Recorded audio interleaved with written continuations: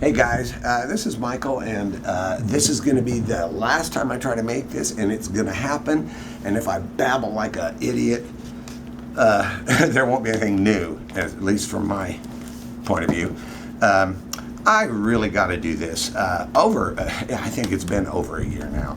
A friend of mine from Ohio, who I met through a mutual friend on Facebook, sent me some things, and I tried many times, 30, 40 times at least, to make a video and talk about it, and it's just over my head, truthfully.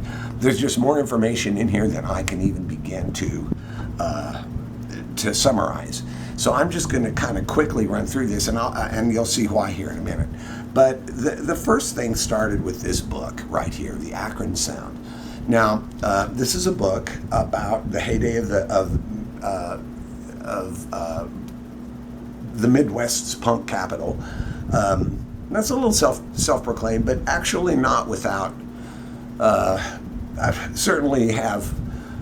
Well, how would you say? They have as much right to that as anybody. I definitely have to say that. So it's about the history of rock music in Akron, and it really goes back much earlier than the 70s and the punk thing, beginning with quite early, and then goes through and lists all these different bands, many of which I knew some of which I knew because of the old compilation on Stiff Records of Hello from Akron, or whatever it was called. Welcome to Akron is that the title of it. The one with the scratch and sniff on the cover that makes it smell just like. And then all of these different things, including listing the bands, various bands, and so forth. Well, it wasn't just that Vern sent me this, which he did unsolicited. I had mentioned that this looked like a must-read for me, and next thing I knew, he had sent me a copy of this book, but he didn't just get the book and mail it to me.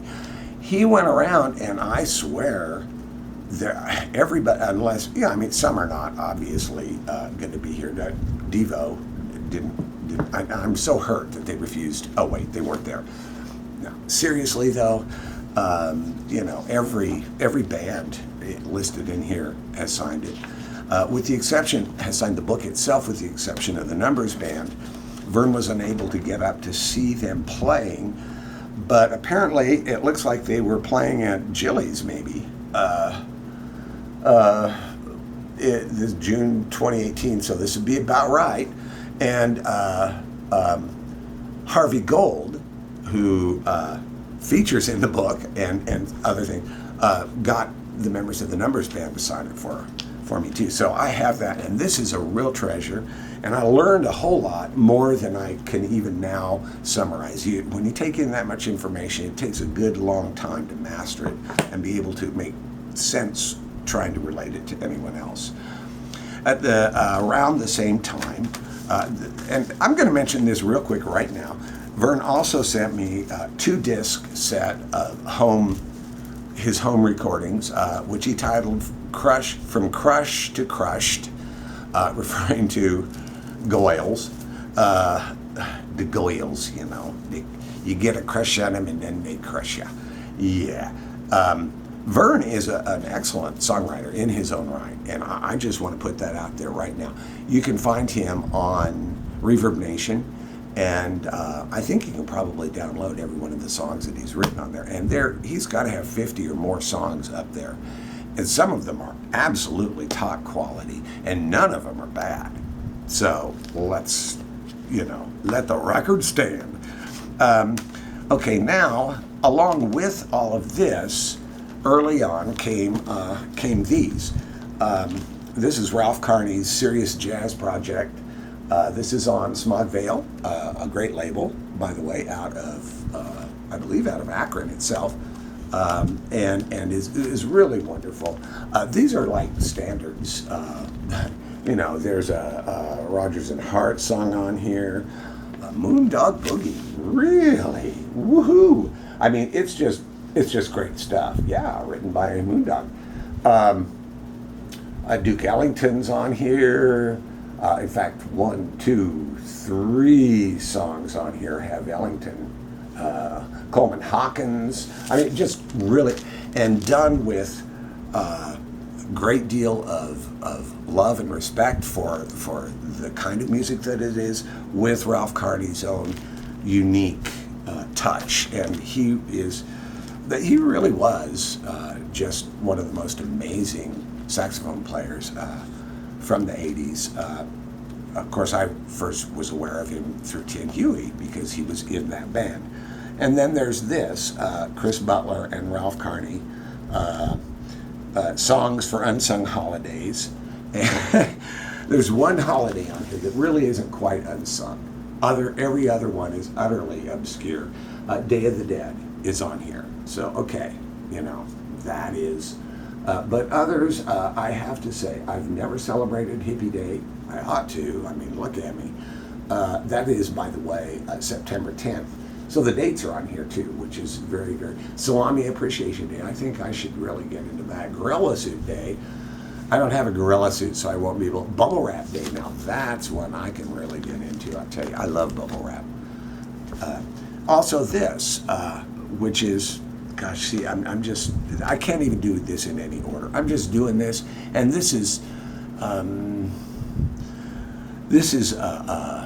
the most recent album, and it's now been out for a goodly while. 2018 was when this came out too, a year or more ago. Got it together, and with the typically irreverent, humorous, and sometimes self-depreciating sensibility that Chris Butler brings to the table.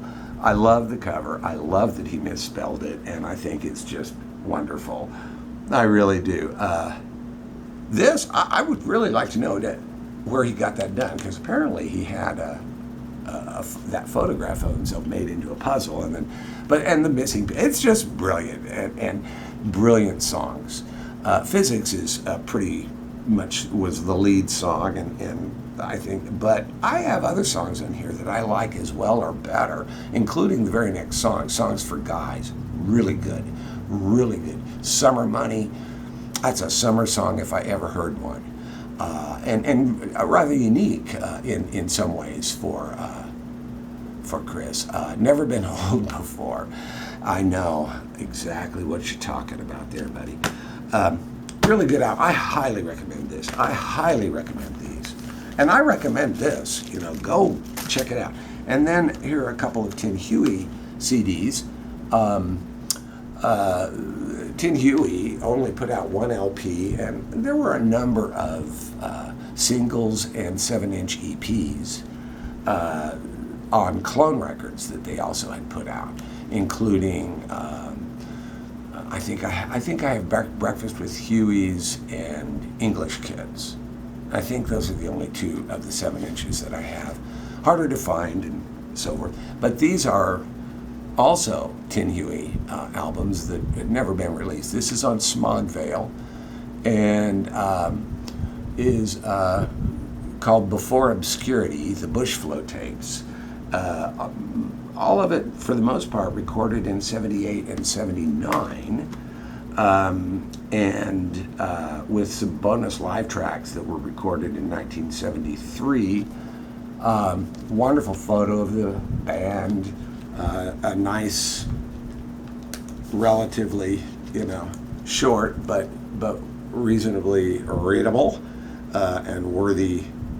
And yeah, you can pretty much see them all here in this. So great photograph of all these men in their younger days. There's Chris Butler then, Harvey Gold then, and here's Ralph Carney then. I'm not straight on who the other two fellas are. I should know their names, but I'm not sure which is which. But this is Tin Huey was a really great and original band, and one that followed their own nose, so to speak, or their own lead. And I'm going to say this, I don't want to anybody's hackles to get raised on either side of this, but there are two bands that I think of that kind of occupy a similar time, and somehow there's something that I feel they're kind of connected, just in maybe in just that they were independent and a little irreverent about what they were doing, and that they both bands really thought a great deal of Captain Beefheart, and that would be Tin Huey out of Akron, Cleveland, Kent area, and Men in Volts out of Boston, who don't really sound the same exactly, but there's something that kind of resonates between the two. And I think a lot of it is just a great sense of independence. And then this one, Disinformation, which is, I'm not sure, this one is copyrighted 1999, and is on Future Fossil Records and POS Records. We'll just leave it at that. Unauthorized duplication is probably inevitable, but it's still a violation of applicable laws. That's great. And most of these songs are written by Harvey Gold with Chris Aylward and other members of the band involved, but really, Chris Butler was in Tin Huey, but he was also so involved and really had to go kind of more involved with the Waitresses at the time, because they kind of took off in a way that Tin Huey unfortunately never did. And everybody's got a band that they think, well, they should have been the biggest thing ever. Okay. Well, life is life. But at any rate, also, now, I mentioned this, Vern sent me those, and that was so wonderful. And I tried multiple times to make a video about it. And now, just a few days ago, I got these in the mail from Mr. Davis, and I thought, I've really got to do this. One way or another, I've got to do it, so I'm doing it now. And warts and all, this is what you're going to get. This is on Clone, the Clone label, and this is a double album called From Akron to. One of the albums in it is by the band The Bizarros. Got all their signatures right here, and the other band is Bad Dudes, and I've got their signatures in here too. And both of these bands are bands that have players with a very long history of building the scene, which definitely, I don't know if you can define the Akron sound as a certain sound. It's pretty broad, but you can definitely say there is a very thriving today, and always has been, Akron scene, which also, we're going to expand that a little bit. You got to kind of include, and going all the way up to bands like the Black Keys and whatnot. This is really great, really good album, and I've been listening to these two records a lot lately. And then this, which just totally delights me, 6-song EP titled 6x5. The band is called The Hi-Fis, and they are Chuck Keith, Denny Coyle, Harvey Gold, Trent Hausman, and Rich Roberts. These are all people who really have a lot of background here, and find them all in here. And all the songs in here are written by Chuck Keith. Now, one thing I just noticed, and I've been playing this for 3 nights, and I just last night noticed that Chuck Keith autographed the back of it here. I'm so delighted, and I feel it's always a privilege to me when an artist autographs their work. And then on the inside, Harvey Gold signed it, and Harvey Gold is just a wonderful human being, and man, I really love this, and very different than these guys. Bizarros, and by the way, these bands do not sound anything alike, not at all. There's not even the remotest similarity to the sound to my ears. This is more almost like hardcore punk. This kind of reminds me a little bit of, Marky Smith and just, there's a sort of a spoken quality and just a very different sensibility. Both excellent bands in their own right, both worth listening to. You ought to have it. I can say that now that I do, right? And this is really pushing clear on over into pop, but really good stuff. 6 songs, 3 of which I really think of as exemplifying that kind of unique, irreverent, humorous look at things. Walter Peabody is probably my favorite cut, at least today. I just love it. He's an insurance salesman, but the whole song is done it's almost like a Clint Eastwood soundtrack. Give Me the Bad News. Really good and very funny, but not novelty songs. I'm not saying these aren't like, what was that?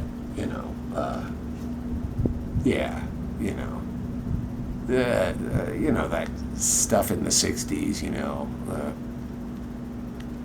Tarzan and stuff. No, nothing like that. But funny. And smart. And very smart. And beautifully recorded, too, by the way. Very well recorded. And I really love this. And I've been listening to this a lot. It's been a goodly while, now that I think about it, that I've played these 3. And maybe even longer since I put these on. I'm in the process, by the way, of my goal is to reduce my vinyl collection by 1/3.